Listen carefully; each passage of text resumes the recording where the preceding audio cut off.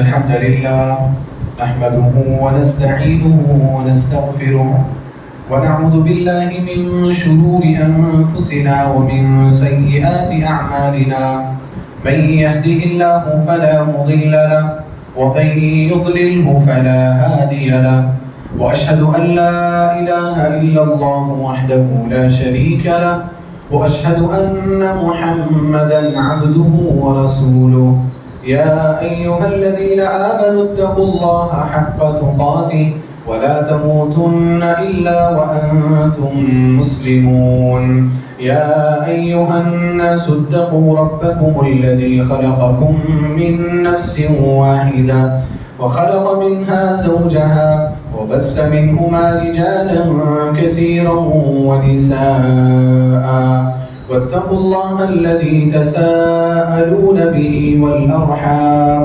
إن الله كان عليكم رقيبا يا أيها الذين آمنوا اتقوا الله وقولوا قولا سديدا يصلح لكم أعمالكم ويغفر لكم ذنوبكم ومن يطع الله ورسوله فقد فاز فوزا عظيما أما بعد فإن خير الحديث كتاب الله وخير الهدى هدى محمد صلى الله عليه وسلم وشر الأمور محدثاتها وكل محدثة بدعة وكل بدعة ضلالة وكل ضلالة في النار أعوذ بالله السميع العليم من الشيطان الرجيم من همزه ونفخه ونفثه بسم الله الرحمن الرحيم ومن يعمل من الصالحات من ذكر أو أنثى وهو مؤمن فلنحيينه حياة طيبة ولنجزينهم أجرهم بأحسن ما كانوا يعملون رب اشرح لي صدري ويسر لي أمري واحلل عقدة من لساني يفقه قولي سبحانك لا علم لنا إلا ما علمتنا إنك أنت العليم الحكيم رب يسر ولا تعسر وتمم بالخير وبك نستعين يا فتاح رب زدني علما محترم حاضرین کرام اور خواتین اسلام، ہر طرح کی تعریف و توصیف، حمد و ستائش، کبریائی اور بڑائی، تحمید، تمجید اور تسبیح اللہ رب العالمین وحدہ لا شریک لہ، خالق کائنات، مالک ارض و سما کے لیے لائق اور زیبا ہیں۔ درود و سلام نازل ہو اس دنیا فانی کی طرف بھیجے گئے تمام انبیاء اور رسول پر بالعموم، اور بالخصوص ہمارے نبی جناب محمد الرسول اللہ صلی اللہ علیہ وسلم پر، اللہم صلی وسلم مبارک علیہ۔ حضرات گرامی، گزشتہ جمعہ سے پیوستہ جمعہ میں مومن کے شب و روز کے عنوان سے چند باتیں میں نے آپ کے سامنے رکھی تھی۔ ایک مومن کی ڈیلی لائف، روزانہ کی زندگی کیسی ہونی چاہیے شریعت کے مطابق، شریعت نے کیا اصول دیا ہے، کیا روٹین ہمارے لیے متعین کیا ہے، وہ مومن کو جاننا چاہیے، سمجھنا چاہیے اور اس کی پابندی کرنی چاہیے۔ اس کے حوالے سے چند باتیں میں نے آپ کے سامنے رکھی۔ بس ایک دن کی میں روٹین آپ کے سامنے ذکر کر رہا ہوں کہ شریعت کے حساب سے وہ کیا ہونی چاہیے اور اسے ہمیں اپنی عملی زندگی میں نافذ کرنا۔ اس جمعہ میں، اس خطبے میں جن چیزوں کے تعلق سے باتیں ہوئی آپ کے سامنے، اس میں سب سے پہلی چیز یہ ذکر کی گئی تھی کہ مومن کی جو صبح ہے وہ صبح ہوا کرتی ہے، دوپہر میں ہی ہوا کرتی ہے۔ وہ فجر کے وقت اٹھتا ہے اور فجر کے وقت اٹھنے کے بعد، صبح میں اٹھنے کے بعد وہ سب سے پہلے فجر کی نماز ادا کرتا ہے۔ اس کے بعد یہ بات ذکر کی گئی تھی کہ فجر کی نماز کے بعد اذکار کیے جائیں، قرآن کریم کی تلاوت کی جائے، اور ممکن ہو تو اتنا انتظار کیا جائے مسجد کے اندر کہ سورج نکل جائے اور نماز اشراق پڑھ کر کے ہی انسان اپنے گھر ہو جائے۔ اور پھر جب دن نکل جائے، دن نکلنے کے بعد جب وہ اپنے کام پہ رہے یا کہیں بھی رہے تو چاشت کی نماز کو ادا کریں۔ یہاں تک ہماری گفتگو مکمل ہوئی۔ اب انشاءاللہ چند اور اہم باتیں جو رہ گئی ہیں آج کے اس خطبہ جمعہ میں، آج کے اس خطبہ جمعہ میں انشاءاللہ وہ باتیں میں آپ کے سامنے ذکر کروں گا۔ نماز چاشت اگر کسی نے ادا کر لی جس کا وقت 10 بجے، 10:30 بجے یا 11 بجے ہے، تو اب اس کے لیے جو سب سے لازمی چیز اور واجبی جو چیز جو آگے آ رہی ہے وہ ظہر کی نماز ہے۔ ظہر کی نماز، عصر کی نماز، مغرب کی نماز، عشاء کی نماز، فجر کی نماز، یہ وہ نمازیں ہیں جن کو اللہ سبحانہ و تعالیٰ نے ہم امت مسلمہ پر فرض قرار دیا۔ اور فرض کا معنی یہ ہے کہ ہمارے پاس کوئی آپشن نہیں ہے، کوئی اختیار نہیں ہے اس کو چھوڑنے کا۔ ایسا نہیں ہے کہ ہمیں وقت ملے تو ہم یہ نمازیں پڑھیں گے، وقت نہ ملے تو ہم یہ نمازیں نہیں پڑھیں گے، ایسا نہیں، بلکہ اللہ سبحانہ و تعالیٰ نے اس کو فرض قرار دیا۔ اور فرض کے ساتھ ساتھ نبی جناب محمد رسول اللہ صلی اللہ علیہ وسلم نے اسلام کی بنیاد میں اس کا شمار کیا، یہ اسلام کی بنیاد ہے۔ کلمہ شہادت، کلمہ رسالت، اشہد ان لا الہ الا اللہ و اشہد ان محمد رسول اللہ کے بعد سب سے پہلی چیز اگر کسی کے اوپر عائد ہوتی ہے تو وہ نماز ہے۔ اللہ کے رسول صلی اللہ علیہ وسلم نے وہ حدیث بار بار سنتے ہیں، معاذ بن جبل رضی اللہ تعالیٰ عنہ کو جب شام کی طرف بھیجا، بعض روایات میں یمن کی طرف بھیجا، تو آپ صلی اللہ علیہ وسلم نے فرمایا کہ انک تأتی قوم من اہل الکتاب، کہ آپ اہل کتاب کی قوم کے پاس جا رہے ہیں، فَلْيَكُنْ أَوَّلَ مَا تَدْعُوهُمْ إِلَيْهِ شَهَادَةُ أَن لَا إِلَٰهَ إِلَّا اللَّهُ وَأَنَّ مُحَمَّدًا رَسُولُ اللَّهِ۔ سب سے پہلی جو آپ کی دعوت ہونی چاہیے وہ لا الہ الا اللہ محمد رسول اللہ کی دعوت ہونی چاہیے۔ پھر نبی صلی اللہ علیہ وسلم نے فرمایا فَإِذَا فَعَلُوا ذَلِكَ، پھر اگر وہ کلمہ شہادت کا اقرار کر لیں، وہ مسلمان ہو جائیں، فَأَعْلِمْهُمْ أَنَّ اللَّهَ افْتَرَضَ عَلَيْهِمْ 5 صَلَوَاتٍ فِي كُلِّ يَوْمٍ وَلَيْلَةٍ، تو آپ انہیں خبر دینا، آپ انہیں بتانا کہ اللہ رب العالمین نے روزانہ ہر دن اور رات میں ان کے اوپر 5 وقت کی نمازیں فرض کی ہیں۔ کلمہ شہادت کے بعد، کلمہ رسالت کے بعد سب سے پہلی چیز جس کے بارے میں نبی صلی اللہ علیہ وسلم خبر دینے کا حکم دے رہے ہیں اور سب سے پہلی چیز جس کو ادا کرنا ہے وہ نماز ہے۔ لیکن ہمارے یہاں سب سے زیادہ اگر کوئی چیز چھوڑی جاتی ہے تو وہ نماز ہے، اسلام کے نام پر۔ رمضان المبارک کے روزوں کی بات آئے تو بہت سارے لوگ رکھ لیتے ہیں الحمدللہ، قربانی کرنے کی بات آئے تو لوگ پیسے وغیرہ جمع کر کے اکثر و بیشتر لوگ قربانی کر لیتے ہیں۔ حج اور عمرہ کی بات آئے تو حج اور عمرہ کرنے کا بھی جذبہ رہتا ہے، شوق رہتا ہے، لیکن ان سب سے پہلے جو فرض ہے نماز کی فرضیت، اس نماز کی فرضیت کے حوالے سے لوگ غافل نظر آتے ہیں۔ حالانکہ یہ نماز ایک ایسا حکم ہے جو اسلام کا امتیازی حکم ہے، امتیازی شان ہے۔ امتیازی شان ہونے کا معنی یہ ہے کہ کفر کے درمیان اور اسلام کے درمیان اگر کوئی فرق کرنے والی چیز ہے تو وہ نماز ہے۔ اللہ کے رسول صلی اللہ علیہ وسلم نے فرمایا بین الرجل و بین الشرک والکفر ترک الصلاۃ، ایک مسلمان آدمی، ایک مومن آدمی کے درمیان اور شرک کرنے والے، کفر کرنے والے آدمی کے درمیان اگر کوئی فرق کرنے والی چیز ہے تو وہ نماز ہے۔ اگر کوئی نماز چھوڑتا ہے تو اس کا شمار مشرکوں اور کافروں میں کیا جائے گا، اور اگر کوئی نماز پڑھتا ہے تو اس کا شمار مسلمانوں اور موحدوں میں کیا جائے گا۔ نماز کے بغیر ہمارا اسلام نہیں ہے، نماز کے بغیر ہمارا ایمان نہیں ہے۔ اور ایک بڑی مثال میں آپ کے سامنے ذکر کرتا ہوں، اس سے پہلے بھی میں نے ایک آدھ مرتبہ ذکر کیا ہے کہ آپ نماز کی اہمیت کا اندازہ اس بات سے لگائیں کہ ہرقل نے، جو رومی سلطنت کا بادشاہ تھا، جب اس نے سب سے پہلے نبی جناب محمد رسول اللہ صلی اللہ علیہ وسلم کے بارے میں سنا کہ مدینہ میں کوئی نبی ہوا ہے جس نے نبوت کا دعویٰ کیا ہے، تو اس نے مارکیٹ میں بھیجا لوگوں کو کہ جا کر کے مکہ کے لوگوں کو بلا کر کے لے کر کے آؤ، میں ان سے اس نبی کے بارے میں پوچھنا چاہتا ہوں جس نے نبوت کا دعویٰ کیا ہے۔ تو ہرقل کے جو کارندے تھے، صحیح بخاری میں بھی حدیث موجود ہے، صحیح مسلم میں بھی یہ حدیث موجود ہے، ہرقل کے جو کارندے تھے وہ گئے اور انہوں نے مارکیٹ میں دیکھا مکہ کے جو لوگ تھے وہ تجارت کرنے کے لیے شام آیا کرتے تھے، تو وہاں پر ان کی ملاقات ابو سفیان رضی اللہ تعالیٰ عنہ، جو اس وقت مسلمان نہیں تھے، اس وقت کافروں میں سے تھے، مسلمانوں سے جنگ لڑی جا رہی تھی، کافروں کی طرف سے یہ سردار تھے ابو سفیان۔ تو ابو سفیان چند لوگوں کے ساتھ مکہ کے آئے ہوئے تھے، یہ کارندے ان سے جا کر کے ملاقات کی اور پھر ابو سفیان کو بلایا، دعوت دی اور ہرقل کے دربار میں حاضر کر دیا۔ ہرقل نے نبی صلی اللہ علیہ وسلم کے بارے میں ابو سفیان سے بہت سارے سوالات کیے۔ ابو سفیان اس وقت کافر تھے۔ اب ایک کافر کی نظر سے اسلام دیکھیں، ایک کافر کی نظر میں اسلام کیا ہے، اسلام کی تعلیمات کیا ہے۔ ہرقل نے جو سوالات کیے تھے، ان سوالات میں سے ایک سوال اس نے یہ کیا کہ وَمَاذَا يَأْمُرُكُمْ، وہ نبی جو تمہارے درمیان ظاہر ہوا ہے، وہ نبی تمہیں کس بات کا حکم دیتا ہے، کن چیزوں کے کرنے کا تمہیں پابند کرتا ہے۔ تو ابو سفیان جو کافر تھے اس وقت رضی اللہ تعالیٰ عنہ، بعد میں مسلمان ہوئے، صحابی بنے، انہوں نے کہا کہ یأمرنا بألا نعبد الا اللہ، وہ نبی ہمیں اس بات کا حکم دیتا ہے کہ ہم اللہ کے علاوہ کسی کی بھی عبادت نہ کریں، ولا نشرک بہ شیئا، اس کے ساتھ کسی چیز کو شریک نہ کریں، وَنَتْرُكَ مَا يَقُولُ آبَاؤُنَا، اور ہمارے آبا اور اجداد کی باتوں کو چھوڑ دیں. ہمارے یہاں لوگ باپ دادوں کی باتوں کو پکڑ کر کے چلتے ہیں نا، کہ باپ دادا ایک زمانے سے کرتے چلے آئے. ہمارے نبی صلی اللہ علیہ وسلم کی تعلیم یہی تھی کہ اگر آپ کے باپ دادا غلط تھے تو ان کی بات کو ٹھکرا دیا جائے، پوری عزت کے ساتھ، پورے احترام کے ساتھ، کیونکہ عزت اور احترام اور غلبہ اگر کسی کا ہے تو وہ اللہ اور اس کے رسول صلی اللہ علیہ وسلم کا ہے. ابو سفیان کہتے ہیں کہ وَنَتْرُكُ مَا يَقُولُ آبَاؤُنَا، وہ نبی اس بات کا حکم دیتا ہے کہ ہمارے آبا اور اجداد جو کہتے ہوئے چلے آ رہے تھے ہم اس کو چھوڑ دیں.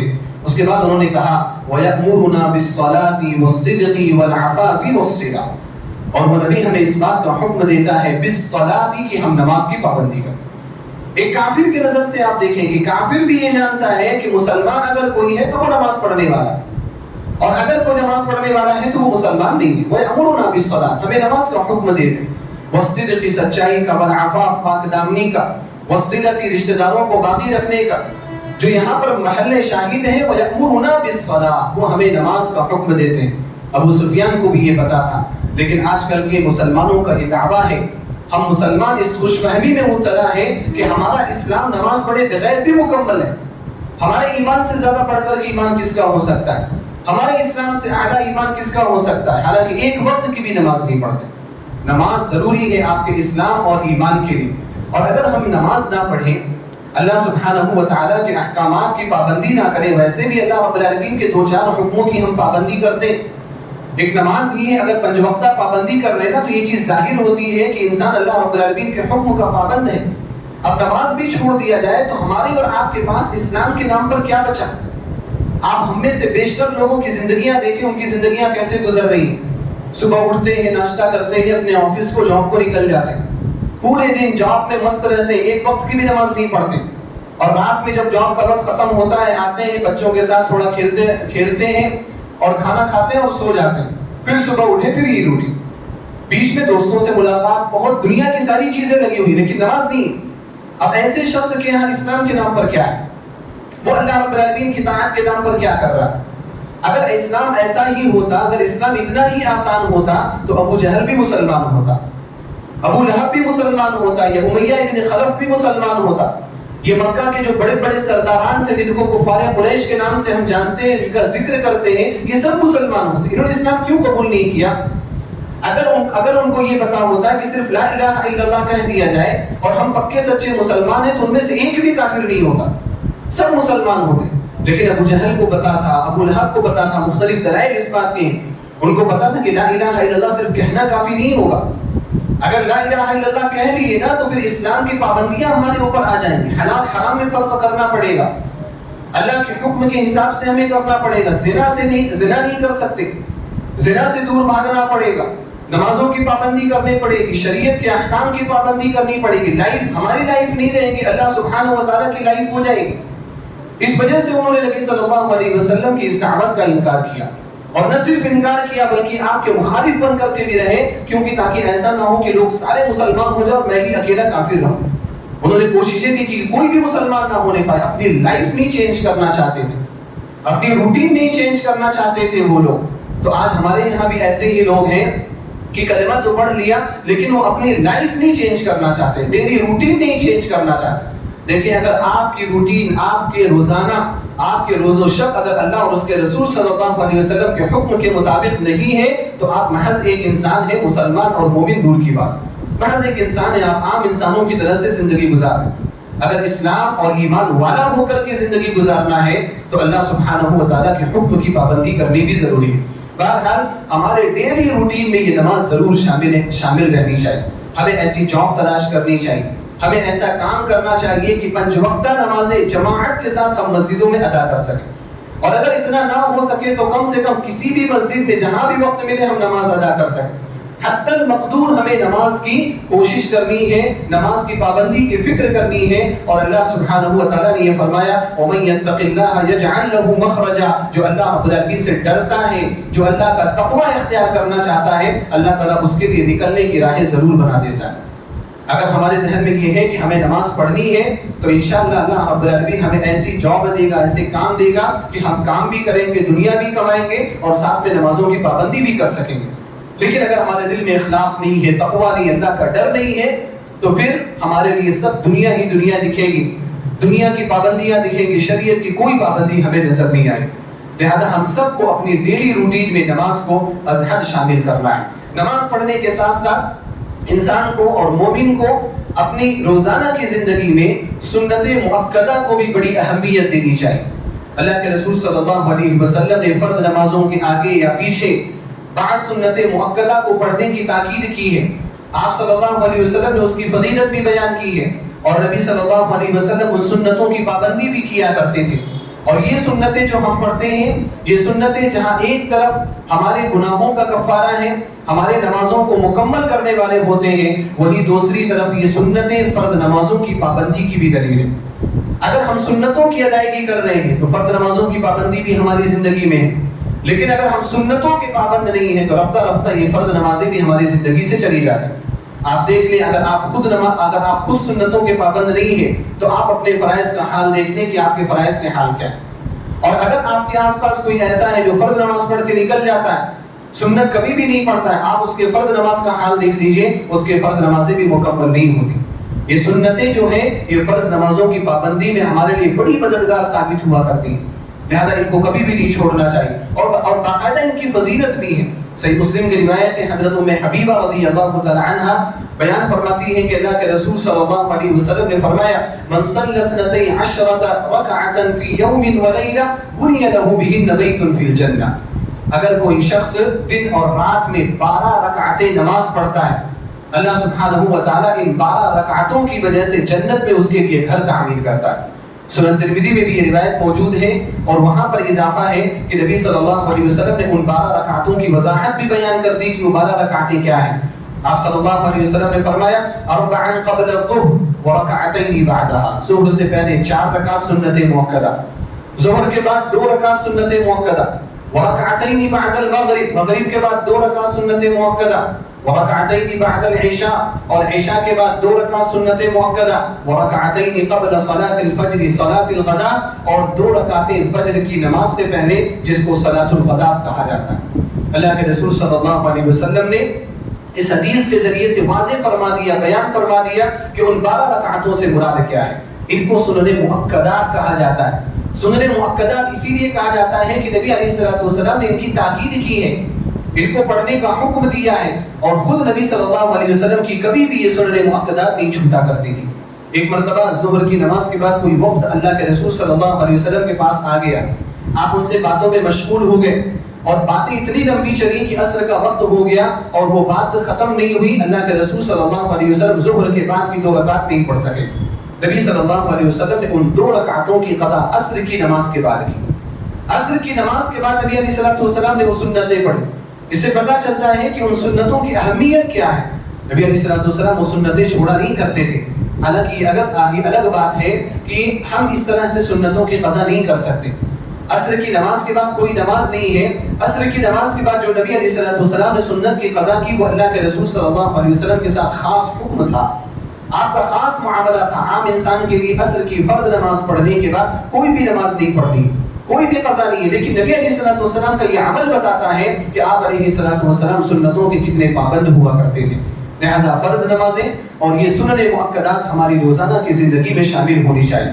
اسی طرح سے ایک مومن جو ہے وہ ظہر کی نماز کے بعد جو اس کا روٹین ہونا چاہیے وہ اس طور پر ہونا چاہیے کہ وہ ظہر کی نماز کے بعد کھانا کھا لے. اس کو لنچ کرنا ہے، اس کو ظہرانہ کرنا ہے تو ظہر کی نماز کے بعد یا ظہر کی نماز سے پہلے. صحابہ کرام رضوان اللہ تعالی علیہم اجمعین کا یہی عمل تھا. چنانچہ صحیح بخاری صحیح مسلم کی روایت ہے، حضرت سہل بن سعد الساعدی رضی اللہ تعالی عنہ روایت فرماتے ہیں، کہتے ہیں کہ ما كنا نقيل ولا نتغدى الا بعد الجمعه، کہ ہم قیلولہ بھی کرتے تھے اور ہم ظہرانہ بھی کرتے تھے، یعنی دوپہر کا کھانا بھی کھاتے تھے. کب؟ بعد الجمعہ، جمعہ کے بعد. جمعہ کے بعد سے مراد ہے ظہر کے بعد، زوال کے بعد. نبی صلی اللہ علیہ وسلم کے ساتھ آ کر کے نماز پڑھتے، چاہے وہ ظہر کی نماز ہو، اگر جمعہ کا دن ہے تو جمعہ کی نماز ہو، اس کے بعد جا کر کے ظہر کا کھانا کھاتے. اور صحابہ کرام رضوان اللہ تعالی علیہم اجمعین قیلولہ کیا کرتے تھے. ظہر کی نماز کے بعد میں نے ناشتے کی بات کی تھی کہ صبح میں ہمارا ناشتہ ہو جانا چاہیے. اگر صبح میں ہمارا ناشتہ ہو گیا تو ظہر تک بھوک لگے گی اور ظہر کے فوراً بعد انسان کھانا کھانے کی کوشش کرے گا.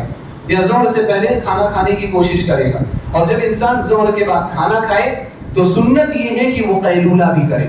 قیلولہ دن کے سونے کو قیلولہ کہا جاتا ہے، اور خاص طور پر ظہر کی نماز کے بعد کھانا کھا کر کے جو انسان سوتا ہے اس کو قیلولہ کہا جاتا ہے.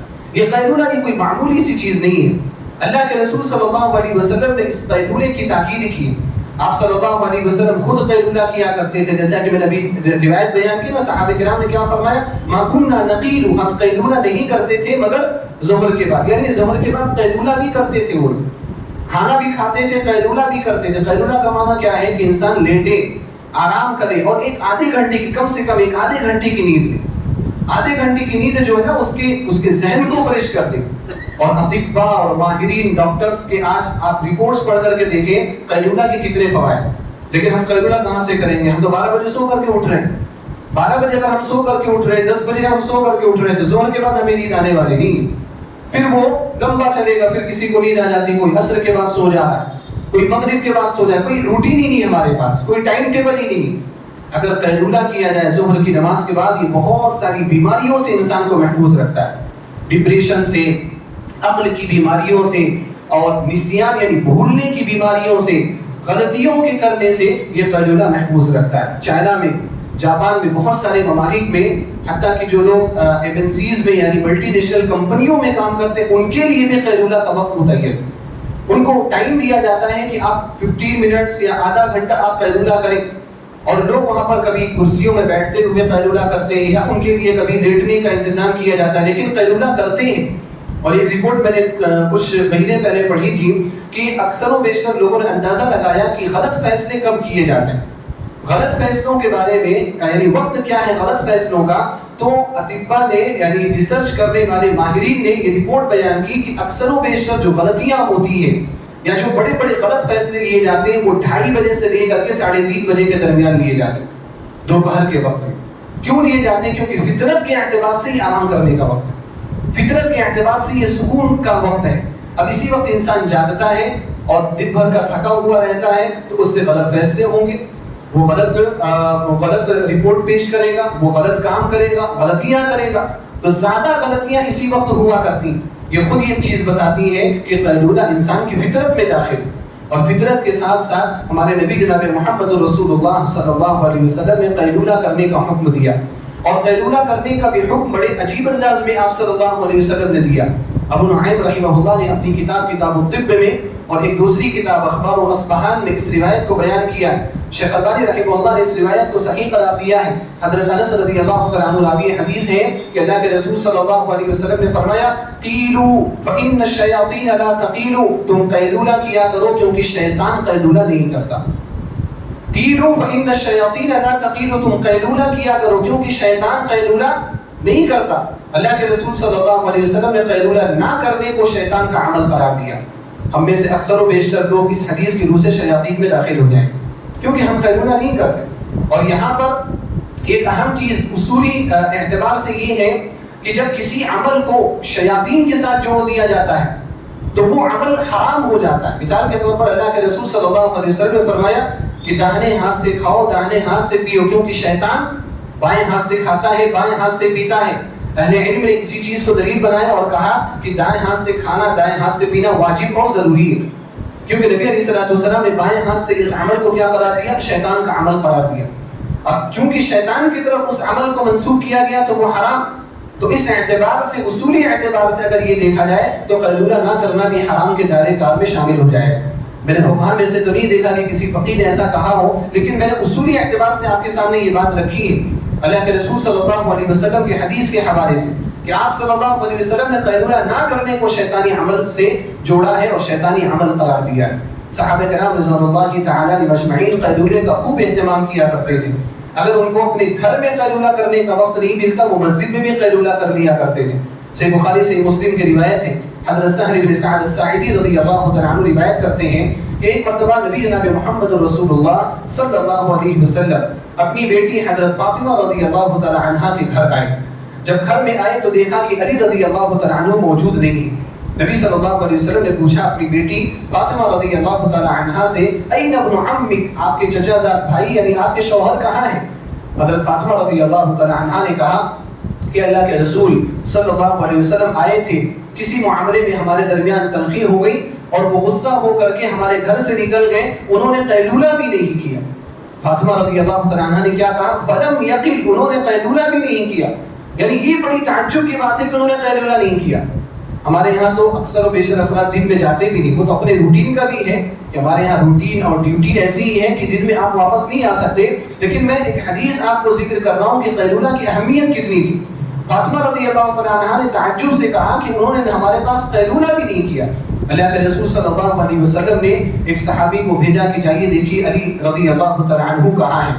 بتایا گیا کہ آپ مسجد میں ہیں۔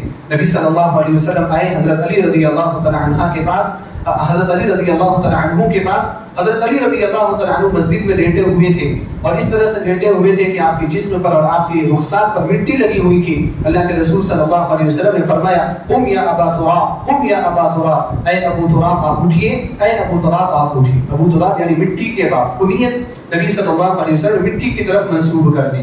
معلوم یہ ہوا کہ قیلولہ کرنا صحابہ کرام کے عمل میں داخل تھا۔ حضرت علی رضی اللہ تعالیٰ عنہ کسی وجہ سے اپنے گھر میں قیلولہ نہیں کر سکے تو حضرت علی رضی اللہ تعالیٰ عنہ نے مسجد میں آ کر کے قیلولہ کیا۔ اتنی اہمیت تھی۔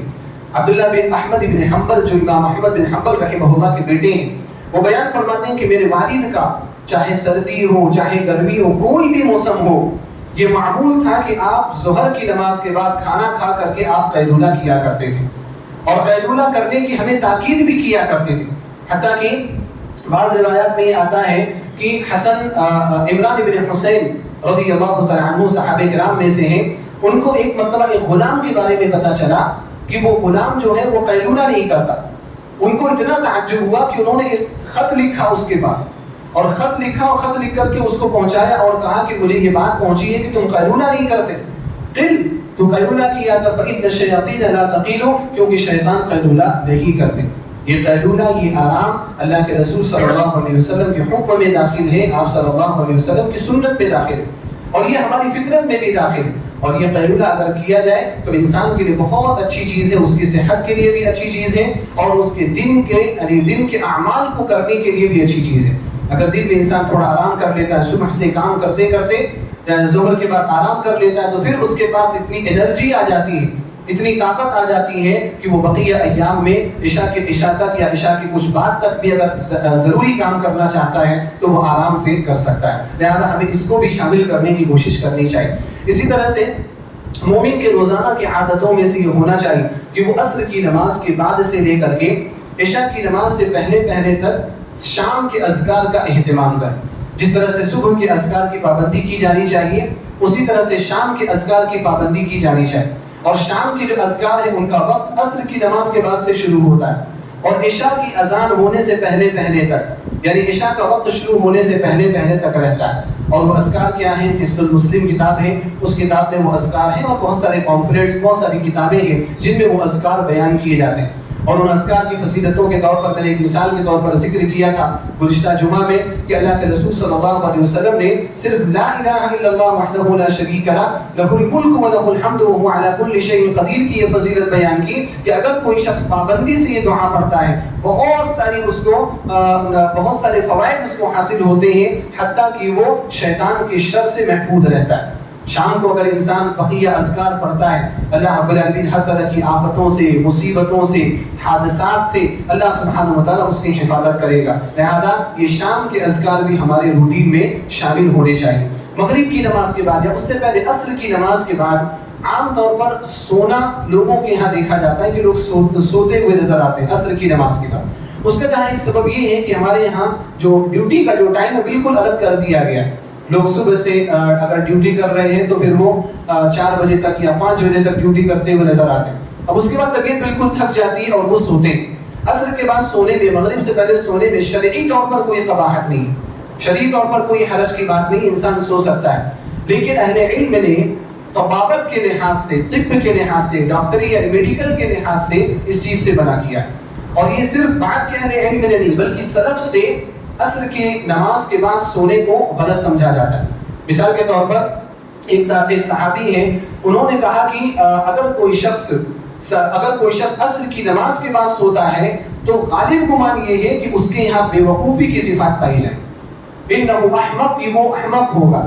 اسی طرح سے بعض اہل علم نے جیسے مقبول ہیں تابعین میں سے، انہوں نے یہ ذکر کیا کہ اگر کوئی شخص عصر کی نماز کے بعد سوتا ہے یخاف علی عقلہ، اس کے عقل کے زائل ہونے کا اندیشہ ہے کہ وہ اپنا عقل کھو بیٹھے گا۔ اور واقعی کبھی اگر انسان سو جائے عصر کی نماز کے بعد اور مغرب میں اٹھے تو ایسی کیفیت ہوتی ہے کہ احساس ہوتا ہے کہ انسان کا ذہن یا اس کی عقل صحیح طور پر کام نہیں کر رہے۔ اب یہی چیز اگر عادت بن گئی تو واللہ یہ چیز ہمارے عقل پر اثر ڈالنے والی ضرور بن جائے گی۔ اس لیے جو فطری طور پر جو سونے کا ٹائم ٹیبل ہے اس ٹائم ٹیبل کی پابندی کی جائے، اس سے ہٹ کر کے انسان اپنے آپ کو بچائے۔ زیادہ سونا یہ انسان کے ذہن کے اوپر اثر ڈالتا ہے، زیادہ سونا یہ اس کو نسیان کی طرف لے کر کے جاتا ہے، زیادہ سونا بہت ساری بیماریوں کو پیدا کرتا ہے، اور ٹائم چھوڑ کر کے بغیر ٹائم کے سونا بھی بہت ساری بیماریوں اور بہت ساری آفات کا سبب بنتا ہے۔ تو اس لیے عصر کی نماز کے بعد طبی لحاظ سے، میڈیکل کے لحاظ سے سونے سے بچنا چاہیے، الا یہ کہ اگر بہت زیادہ کسی کے اوپر غلبہ ہو اور وہ سو جاتا ہے تو وہ کوئی حرام یا مکروہ چیز نہیں ہے، کیونکہ شریعت میں اس سے منع نہیں کیا گیا۔ کچھ حدیثیں پیش کی جاتی ہیں اس حوالے سے، لیکن وہ حدیثیں سب کے سب ضعیف ہیں، ناقابل اعتماد ہیں عصر کی نماز کے بعد سونے کی مذمت کے حوالے سے۔ تو شرعی طور پر تو اس کا کوئی حکم نہیں ہے، لیکن طب کے لحاظ سے، میڈیکل کے لحاظ سے وہ چیز بہت نقصان دہ۔ مغرب کی نماز کے بعد جیسا کہ میں نے ذکر کیا کہ اگر کسی نے اذکار کی پابندی نہیں کی ہے تو وہ اذکار کی پابندی کرے، اور اگر کسی نے اذکار کی پابندی کر لی ہے تو وہ مغرب کی نماز کے بعد کے وقت کو اگر اس کے پاس وقت بچ رہا ہے تو وہ نوافل میں اس کو گزارے، قرآن کریم کی تلاوت میں اس کو گزارے، اور عشاء کی نماز کا انتظار کرے۔ عشاء کی نماز پڑھنے کے بعد انسان اپنے گھر کو جائے، اگر کھانا کھا رہا ہے تو کھانا کھائے، یا عشاء کی نماز سے پہلے اگر کھانا کھا سکتا ہے تو عشاء کی نماز سے پہلے وہ کھانا کھائے، اور عشاء کی نماز کے بعد وہ سو جائے۔ یہی شریعت کا حکم ہے، ہماری لائف کے حساب سے نہیں چلے گا، ہماری خواہش سے شریعت نہیں چلتی۔ عشاء کی نماز کے بعد سونا یہ شرعی حکم ہے۔ ابو برزہ الاسلمی رضی اللہ تعالی عنہ بیان فرماتے ہیں، صحیح بخاری صحیح مسلم کی روایت ہے، کان رسول اللہ صلی اللہ علیہ وسلم یکرہ النوم قبل العشاء والحدیث بعدها۔ اللہ کے رسول صلی اللہ علیہ وسلم عشاء سے پہلے سونے کو مکروہ قرار دیتے تھے، یعنی مغرب کے بعد سونا مکروہ ہے، مغرب کے بعد سونا ناپسندیدہ ہے۔ نبی علیہ الصلوۃ والسلام اس کو پسند نہیں کرتے تھے، کیونکہ اگر کوئی مغرب کے بعد سویا اتنا کم وقت رہتا ہے کہ عشاء کا وقت جلدی آئے گا اور اس کی عشاء کی نماز جاتی رہے۔ تو کان یکرہ النوم قبلها، عشاء سے پہلے وہ سونے کو ناپسند کیا کرتے تھے، والحدیث بعدها، اور عشاء کی نماز کے بعد بات کرنے کو، گفتگو کرنے کو نبی علیہ الصلوۃ والسلام ناپسند کیا کرتے تھے۔ عشاء کی نماز کے بعد اللہ کے رسول صلی اللہ علیہ وسلم بات نہیں کرتے تھے، عشاء کی نماز ہوئی اپنے گھر چلے گئے۔ ایک دوسری روایت میں بات کرنے والوں کو کچھ مستثنا کیا گیا ہے کہ کیسے لوگ بات کر سکتے ہیں۔ آپ صلی اللہ علیہ وسلم نے فرمایا لا سمع الا لمصل او مسافر، عشاء کی نماز کے بعد بات کرنا جائز نہیں ہے سوائے اس شخص کے جو نماز پڑھنے والا ہو، یعنی عشاء کے بعد اگر کوئی نماز پڑھ رہا ہے، نماز کے ساتھ جڑا ہوا ہے اس کے لیے، او مسافر، یا کوئی شخص اگر مسافر ہے، سفر کر رہا ہے کہیں، تو اب سفر میں تو ظاہر سی بات ہے کہ وہ نہیں سو سکتا، تو اس کے لیے عشاء کی نماز کے بعد بات کرنا مکروہ نہیں ہے، ورنہ عام طور پر لوگوں کے لیے عشاء کی نماز کے بعد بات کرنا مکروہ ہے۔ اور یہاں پر مسلم کے حوالے سے، نماز پڑھنے کے حوالے سے اہل علم نے یہ بات بھی نکالی ہے کہ اگر کوئی شخص شریعت کے کسی کام میں مشغول ہے، کسی دینی کام میں مشغول ہے، کوئی دینی پروگرام ہے، یا امت کی حکومت یا امت کے معاملات کو دیکھنے میں اگر کوئی شخص مشغول ہے تو کوئی حرج کی بات نہیں ہے، لیکن پھر بھی اس چیز کو اس شرط کے ساتھ مشروط کیا گیا کہ وہ اتنا پہلے اٹھ جائے کہ وہ تہجد کے لیے بھی اٹھے اور فجر کی نماز کے لیے بھی اٹھے۔ کبھی کبھار ابو بکر صدیق رضی اللہ تعالیٰ عنہ اور عمر بن خطاب رضی اللہ تعالیٰ عنہ عشاء کی نماز کے بعد بیٹھ کر کے امت کے کچھ معاملات حل کیا کرتے تھے، چراغ جلا کر کے کچھ مشورے ہوا کرتے تھے عشاء کی نماز کے بعد، تو وہ امت سے ریلیٹڈ معاملات ہیں، اس کے لیے گنجائش موجود ہے۔ علم کے حوالے سے اگر کوئی شخص پڑھنا چاہتا ہے، شرعی علم حاصل کرنا چاہتا ہے، یا اس کے علاوہ اپنی دنیاوی پڑھائی بھی پڑھنا چاہتا ہے، جو ضروری چیزیں ہیں ان ضروری چیزوں کے لیے انسان جاگ سکتا ہے، لیکن ایسے ہی بس وقت گزاری کے لیے، چائے پینے کے لیے، اپنے وقت کو ادھر ادھر برباد کرنے کے لیے، اس کے لیے تو قطعاً کسی بھی قسم کی کوئی گنجائش موجود نہیں۔ اور جو لوگ جائز چیزوں کے لیے بھی جاگ رہے ہیں، میں نے ذکر کیا نا، مشروط ہے کہ وہ فجر کی نماز کے لیے اٹھ سکیں۔ اگر فجر کی نماز میں اٹھنے میں خدشہ ہو اور آپ جاگ کر کے کوئی کام کرنا چاہتے ہیں تو وہ بھی چیز جائز نہیں، بلکہ ابن عثیمین رحمہ اللہ نے تو یہاں تک کہا کہ اگر کوئی شخص رات میں بیجا وقت گزارتا ہے ادھر ادھر اور اس کو پتا ہے کہ میں فجر کی نماز میں نہیں اٹھ پاؤں گا، تو اس شخص کے لیے یہ پوری وقت گزاری حرام ہے۔ ابن عثیمین رحمہ اللہ نے ڈائریکٹ اس کے اوپر حرام کا فتویٰ دیا۔ کیوں؟ کیونکہ فجر کی نماز واجب ہے۔ اب اس واجب کو چھڑانے والی، اس سے دور کرنے والی جتنی بھی چیزیں ہوں گی قصدن کی جائیں گی تو وہ حرام ہے، جائز ہی نہیں ہے۔ اب ہمارے یہاں کا معاملہ آپ دیکھیں کیسا، ہمارے یہاں تو 12 بجے تو رات ہوتی ہے سمجھیں، حالانکہ مغرب کے وقت سے رات شروع ہو جاتا ہے، لیکن 12 بجے رات ہوتی ہے لوگوں کے لیے۔ اب وہ رات یعنی رات کی ابتدا ہے، اب اس کے بعد لوگ سونا شروع کرتے ہیں، اور کچھ لوگوں کے لیے 12 بجے کے بعد ہی عصر دن ہوتا ہے، اور وہ 12 بجے کے بعد ہی جانا چاقو چوبند نظر آتے ہیں۔ پھر وہ نکلیں گے کہیں چائے پینے جائیں گے، کہیں ہوٹلوں میں جائیں گے، دور دور ہوٹلوں میں جاتے ہوئے نظر آتے ہیں۔ کبھی کبھار یہ دیکھا جاتا ہے، کبھی کبھار یہ دیکھا جاتا ہے، ابھی میرے ماضی قریب میں ہی چند دنوں پہلے کچھ سفر ہوئے، سفر سے واپسی رات میں ہوئی، قریب 2 بجے 3 بجے کسی ہوٹل میں جا کر کے میں رکا، قریب کے حیدرآباد شہر سے لگے ہوئے ہوٹلوں میں پوری ہوٹل بھری ہوئی، اور وہاں ہوٹل میں کون لوگ ہیں؟ داڑھی والے ٹوپی والے لوگ موجود، کوئی وہاں پر مجھے غیر مسلم نظر نہیں آیا۔ داڑھی ٹوپی والے کیا کر رہے ہیں؟ بیٹھ کر کے کوئی سگریٹ پھونک رہا ہے، کوئی قہوہ پی رہا ہے، کوئی چائے پی رہا ہے، کوئی ہوٹل میں کھانا کھا رہا ہے۔ سب ہوٹل مشہور ہے، سب علاقے مشہور ہیں، لوگ رات میں وہاں پر جاتے ہیں اور رات وہاں پر گزارتے۔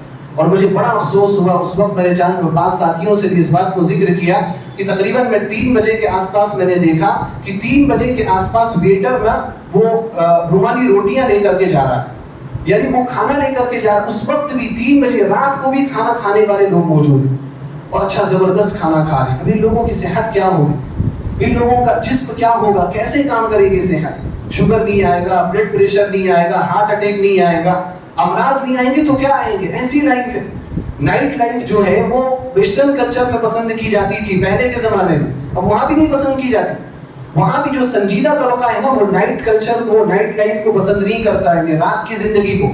وہ لوگ ان میں سے کچھ لوگ نائٹ لائف کو شراب میں اور دوسری چیزوں میں گزارتے تھے، تو اکثر و بیشتر وہاں سنجیدہ جو طبقہ ہے نا وہ بھی اس چیز کو پسند نہیں کرتا، لیکن ہم ان کے متبعین ہیں، ہم ان کی اتباع میں نائٹ لائف کو زندہ کرتے ہوئے اور اس کو آباد کرتے ہوئے نظر آتے ہیں۔ اگرچہ ہم شراب وغیرہ کی طرف نہیں جا رہے ہیں الحمدللہ، لیکن یہ نائٹ کلچر یہ آپ کو فجر کی نماز سے محروم کر رہا ہے کہ نہیں کر رہا ہے؟ رات میں آئیں گے 3 بجے 3:30 بجے 4 بجے گھر میں پہنچیں گے، سو جائیں گے، اٹھیں گے کب؟ وہی ظہر کے بعد۔ یہ روٹین اور یہ روزانہ کے جو معمولات ہیں یہ معمولات شریعت کے مطابق نہیں ہے۔ انسان کی مومن کی پوری زندگی شریعت کے مطابق ہونی چاہیے۔ آپ اتنا پہلے سو جائیں، آپ اگرچہ آپ عشاء کے فوراً بعد نہ سوئیں، آج عشاء کے بعد فوراً سونا بہت سارے لوگوں کے لیے ممکن نہیں ہے، خود میرے لیے بھی ممکن نہیں ہے، لیکن آپ اتنا قبل تو ضرور سو جائیں کہ آپ فجر کی نماز میں آسانی سے اٹھ جائیں۔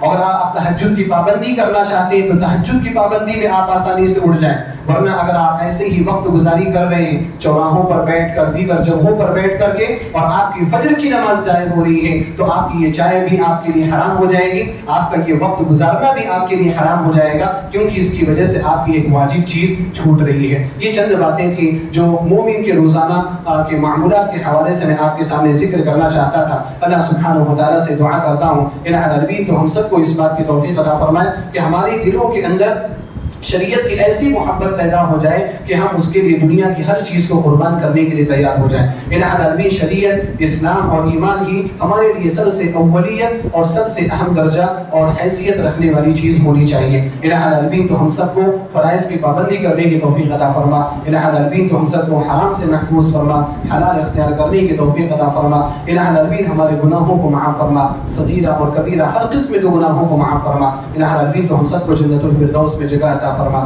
الہ العالمین جو لوگ بیمار ہیں ان کو شفایابی عطا فرما، جو مقروض ہیں ان کے قرض کی ادائیگی میں ان کی مدد فرما، جو پریشان حال ہیں ان کی پریشانیوں کو دور فرما، جو اس دنیا سے جا چکے اہل توحید ہیں ان کی مغفرت فرما، ان کے قبروں کو منور فرما اور ان کو جنت الفردوس میں جگہ عطا فرما۔ ہم سب کو اسلام اور ایمان پر زندہ فرما اور ہمارا خاتمہ لا الہ الا اللہ محمد رسول اللہ پر فرما۔ آمین وآخر دعوانا ان الحمد للہ رب العالمین۔